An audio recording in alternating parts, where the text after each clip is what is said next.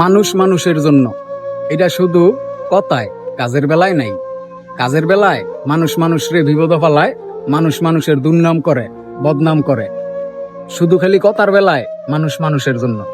একজন মানুষ 12টা বাজে যাইতেছে গা, এমন পর্যন্ত সকালবেলা নাস্তা করে নেই, বুঝছেন?